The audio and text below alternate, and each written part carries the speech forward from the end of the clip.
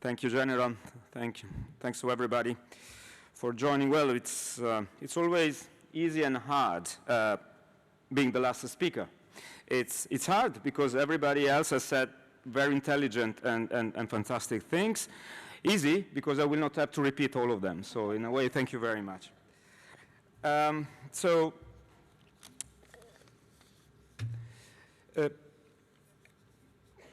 1 week after many of you participated in the EU Indo-Pacific Ministerial Forum in Brussels, this conference today is yet another sign of our commitment to work together. The EU and all of its member states and the Indian Ocean region have a clear interest in working together to build shared resilience. Resilient economies and supply chains to generate shared prosperity. Resilient societies to face up to climate change and advance the green transition. And resilient governance based on international law and the rules-based international order. The EU's approach to this region, unveiled in our Indo-Pacific strategy in 2021, is one of cooperation and inclusiveness and not confrontation. The strategic vision outlined 3 years ago is being now translated into meaningful progress. On one side, we are deepening our political partnerships with countries in the region. The recent Samoa Agreement lays a new framework for cooperation with 79 countries. And on the 2nd of February this year, the EU became a dialogue partner of the IOC. The European Union is promoting shared prosperity through a strong network of free trade agreements and economic partnership agreements. And these agreements are opening new trade and investment opportunities while diversifying and integrating the EU-Pacific supply and value chains. We are working with countries in the region on the digital economy. Important pathways are opening with the negotiation of binding digital trade agreements with Singapore and Korea, and the regulation of cross-border data flows with Japan. With these partners, as well as with India, we are working on research in the cutting-edge technologies, such as semiconductors and 5G or 6G connectivity. Climate change can be the biggest disruptive force to all our efforts. Many of your countries remain the most exposed and vulnerable to climate events. The conclusions of COP28 were clear. Global warming is accelerating, and there are big gaps in what is promised and what is done. But the EU warmly welcomes the successful conclusion of COP28 and the first global stocktake of the Paris Agreement. It is good news for the world that we now have a multilateral agreement to accelerate emission reductions towards net zero by 2050. For both the EU and countries in this region, the green transition is the chief solution to ensure energy security and improve resilience. Through Global Gateway, the EU's vehicle of cooperation and investment, which is endowed with 300 billion euros, projects to support the green transition and sustainable development are being implemented throughout the region.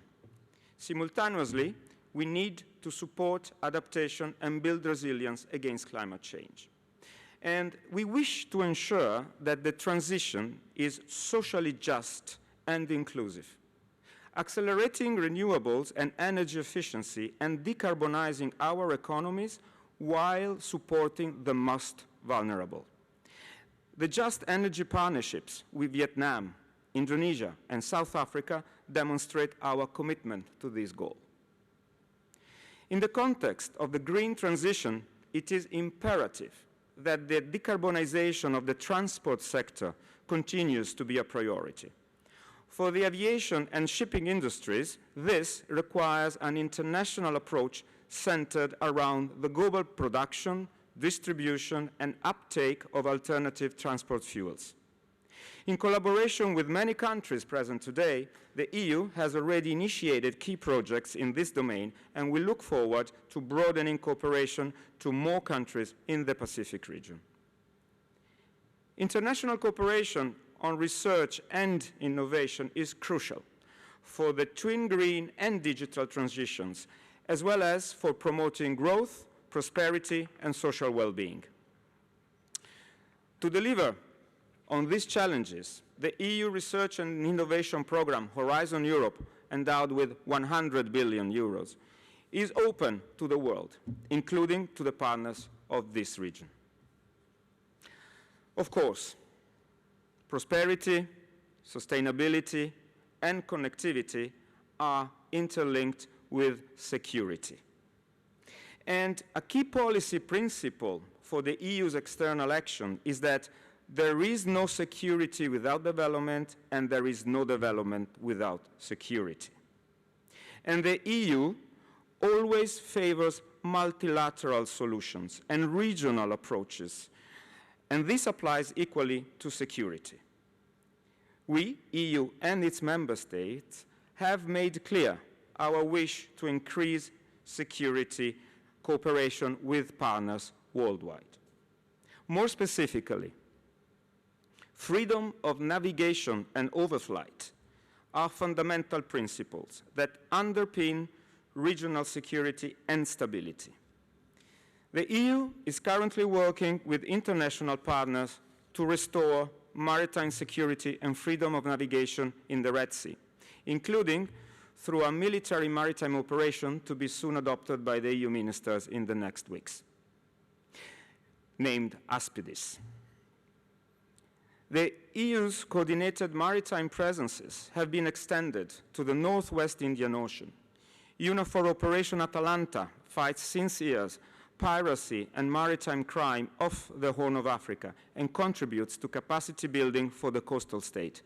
And I'm happy to underline that both Atalanta and the coordinated maritime presences saw joint naval exercises between EU and India.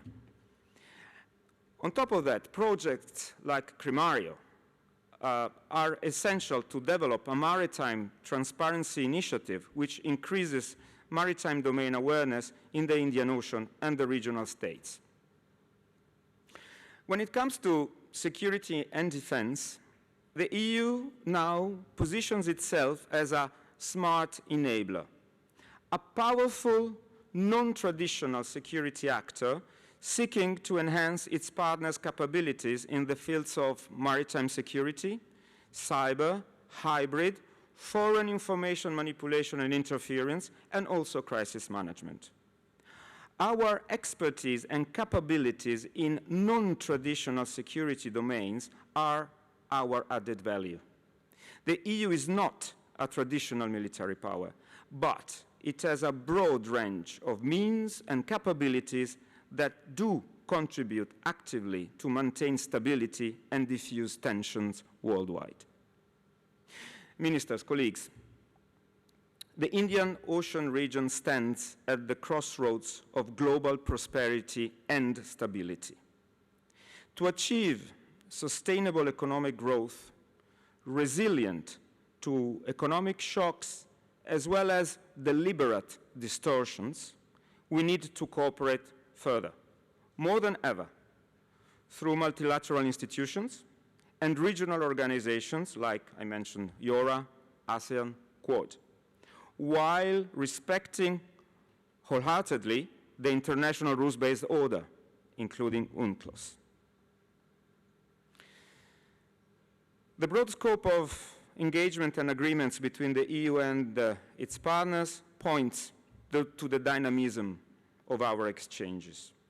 And to conclude, I would like to quote, it has already been done several times today, but I would like to quote Minister Wong's words yesterday. Patience and respect are our most prized shared values and basis for cooperation. So, with patience and mutual respect, let's keep the momentum and use the insights gained at this conference as a roadmap for our collective journey towards closer cooperation, mutually enriching partnerships, and lasting friendships. Thank you very much.